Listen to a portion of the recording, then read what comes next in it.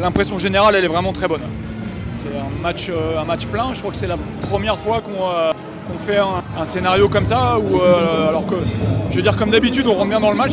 C'est quelque chose qui nous arrive assez souvent de bien rentrer dans le match et de subir après le temps fort de nos adversaires.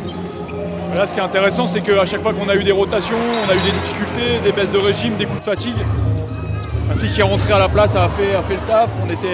Voilà, ça c'est vraiment ce qui nous a permis de rester en ligne de flottaison 3-4 buts devant quasiment tout le match et de faire une petite différence à la fin. Et après collectivement, tout le monde est là. Si je dis pas de bêtises, je crois qu'à peu près tout le monde a mis son but, plus ou moins.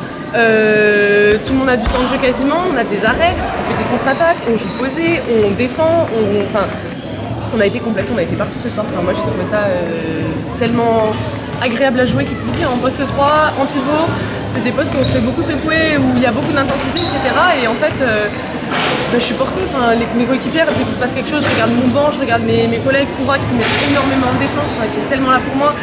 En attaque, beaucoup de communication aussi avec toutes les joueuses, la base arrière, les ailières.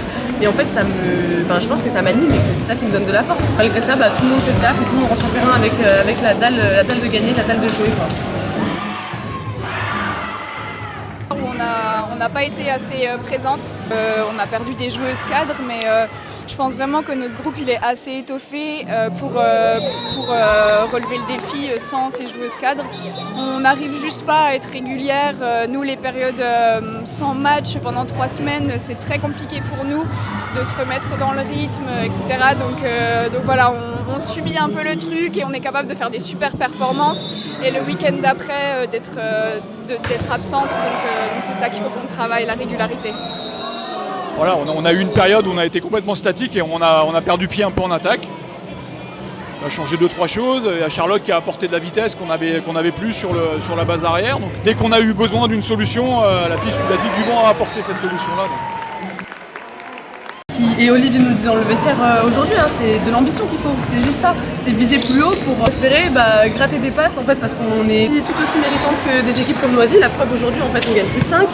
On a de quoi faire. Le seul truc, je pense, moi, qui nous freine, c'est comme je dis souvent, c'est qu'en fait, aucune ici d'entre nous ne peut s'investir à 100% dans le handball. 6e, 5e place, en tout cas, il ne faut pas qu'on ait peur d'être ambitieuse et de voir beaucoup plus loin. On peut largement le faire. Et j'espère en tout cas que ça nous lancera sur une bonne saison l'année prochaine, parce que l'objectif, c'est de voir le long terme aussi. C'est un truc de malade. C'est la première fois de ma vie, de ma carrière, je sais pas si c'est comme ça, que j'ai un bouquet, que j'ai une récompense comme ça. En plus, c'est symbolique parce qu'on gagne contre Noisy chez nous un dimanche.